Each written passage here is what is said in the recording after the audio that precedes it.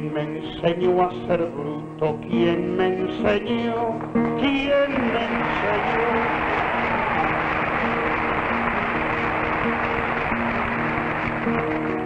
Si en la panza de mamá no había ni escuela ni pizarrón, y ya según dicen nací varón, porque en el pique faltaba un peón. ¿Quién me enseñó? ¿Quién me enseñó?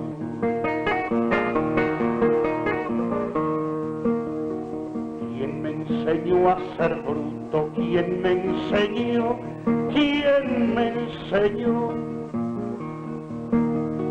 Si me crié entre doctores de pico y reja, pala y pastor,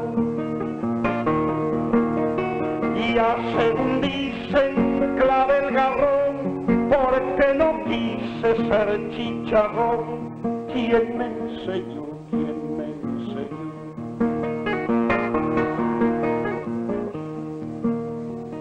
¿Quién me enseñó a ser bruto? ¿Quién me enseñó? ¿Quién me enseñó?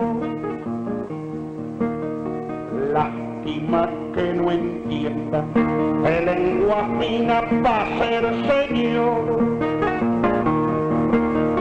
Y ya según dijo un día el patrón, que en Inglaterra se habla mejor, me lo contó un día el patrón.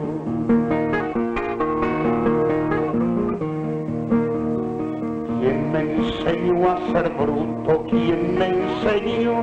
¿Quién me enseñó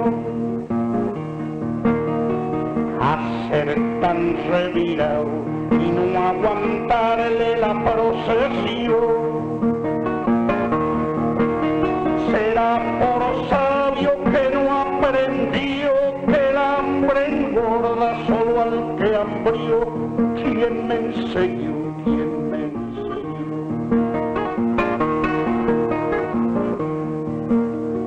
Sé que soy hueso y carne, alma y conciencia, pueblo y sudor. Con eso ya me alcanza para ser un bruto que alza la voz.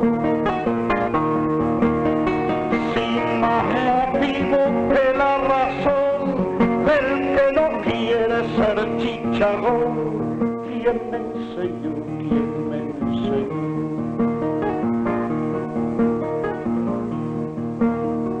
¿Quién me enseñó a ser bruto? ¿Quién me enseñó? ¿Quién me enseñó?